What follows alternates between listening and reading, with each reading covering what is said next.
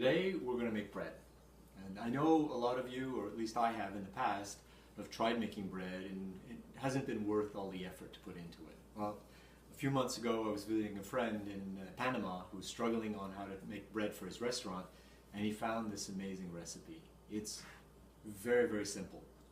It's a matter of adding the ingredients into a bowl, letting it sit. The challenge is simply the amount of time. You have to be patient. If you want bread in the evening, you have to start it in the morning, and if you want it in the morning, well, you're going to need to start it before you go to bed. So again, it's a very straightforward recipe. You need bread flour, yeast, water, and salt. And this recipe doesn't require any kneading or any work. Well, as you'll see, we just mix everything up in the bowl, and we let it rise for 7, 8 hours. It can go up to 10 hours. You can play with this a little bit to see, different textures in your bread. But basically what we're going to do is we'll mix all the ingredients together, and what I do is I put plastic wrap over the bowl and I put it in the oven with the light on. And the light on gives it enough temperature so that it rises. It's about 33 degrees in the oven when the light is on. So we'll leave it in there for 8 hours, and then we come back, we break the dough down, leave it for another hour, and then we're going to cook it. So we'll go through all the different steps together. So basically here I have 3 cups of flour. Okay. And to that we need to add a teaspoon of salt. Preferably sea salt, I imagine. Yes, yeah, I like the taste. It's not as acidic as others. We add in a 1/4 teaspoon of quick acting yeast. And what if people don't have bread flour? Can you use regular flour? You can use regular flour, but you're not going to get as much of the bubbles in the bread.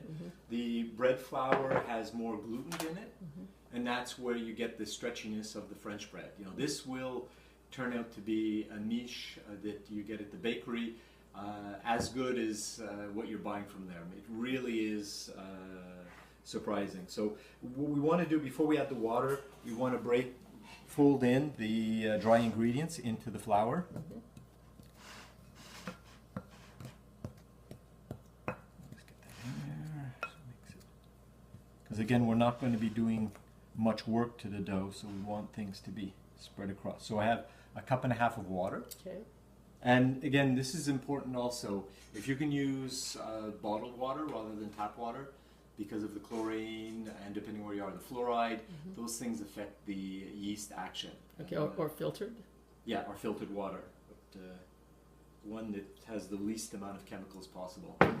So I use the back of the wooden spoon here to basically mix this up, and we just want it to come together to basically a shaggy dough. As long as there's no dry spots around, that's all you need to do. Work down the sides a bit. Looks nice and sticky. Oh yes, this is a very, very sticky dough. Just try to get the last of the flour out of the bottom here.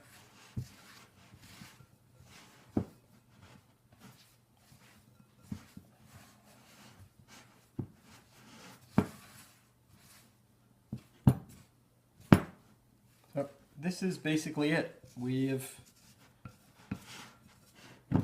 done most of the work here. So what we're going to do is just put plastic wrap on this, put it in the oven for 8 hours, and when we get to that point, I'll join you guys again and I'll show you what the next step is. It's been 8 hours. I take the dough out of the oven, and you'll see how much it's risen. Take the plastic off, we see all the bubbles in it. So basically all we're going to do now is fold it, and I've prepared a floured surface because this dough, as you can see, is very, very sticky. We just unstick it from the edges here.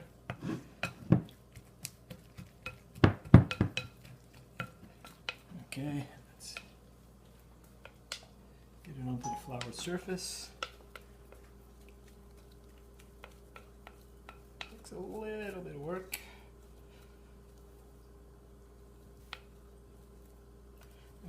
go. And before it melts away, so basically all we need to do here is fold it a few times here. So you see, it is really, this is probably the hardest part of the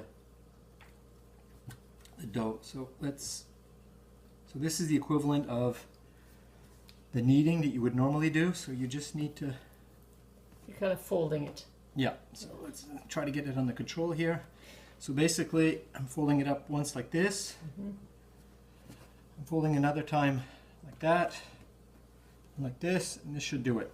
You know, again, this is, every time you do it, the recipe, the dough is a little different. So here I'm trying to get some flour on it so I can manage it, handle it. Okay,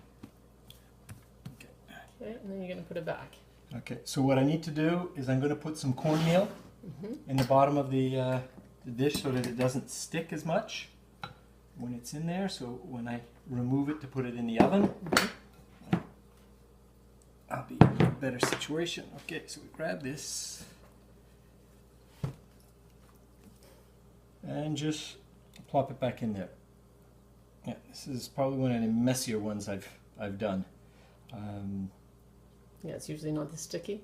No, but again, it, you know, depending on the temperature and, you know, the flour is going to make a difference if it's humid out and so forth. So basically, we're putting this back in here, and we stick it back into the oven for, again, the oven with the light on, for at least an hour, up to 2 hours. Okay. What you'll have to do is 20 minutes before your time is up, you'll need to take it out of the oven, turn your oven on, put it at 450, and put in the Dutch oven, which is the key. I'll show you this in the next clip. The key to the success of this is the pan in which we're cooking the bread.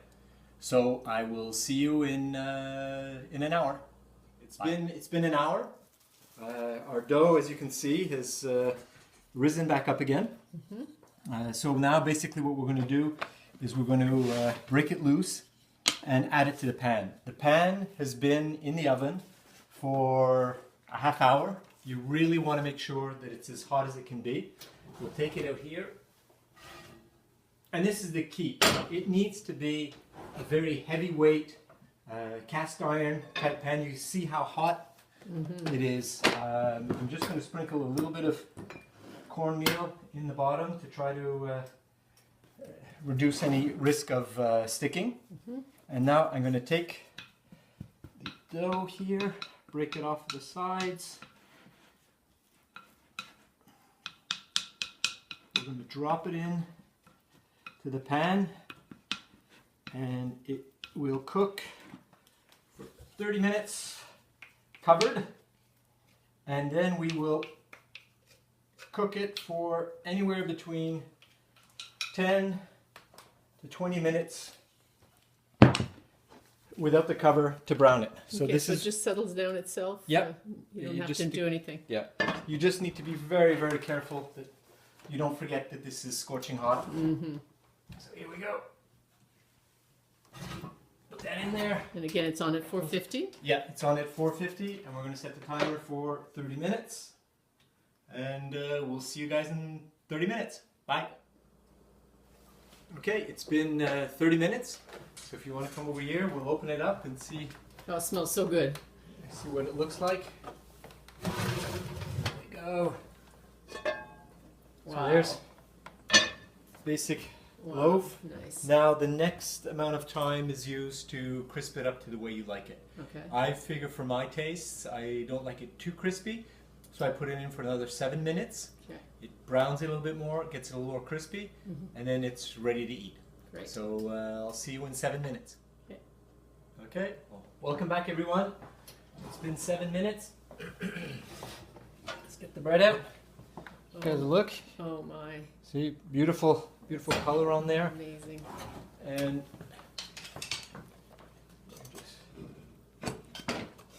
Just loosen it a little bit. loosen a little bit. And take it out. Maybe a little too much cornmeal right that spot right there. But this, when we cut it up open in a few minutes, we have to let it cool down for probably a a half hour or so. Okay. And you'll see that it has great nooks and crannies and Bubbles. stretchable bubbles. It's fantastic. It's as good as any bread that you're going to get at the boulangerie, the bakery. Okay? See you guys in a little bit as soon as it cools down. Okay. Okay, so it's cooled down enough to handle. I'm going to cut the first piece off of here, and then you guys get to see, Oh wow. you know, how it looks. This is, Very nice. yeah, it's actually still steaming hot, so And I'm it going to smells great. put a little bit of butter on that and have myself a snack. So great, and let me know how it comes out.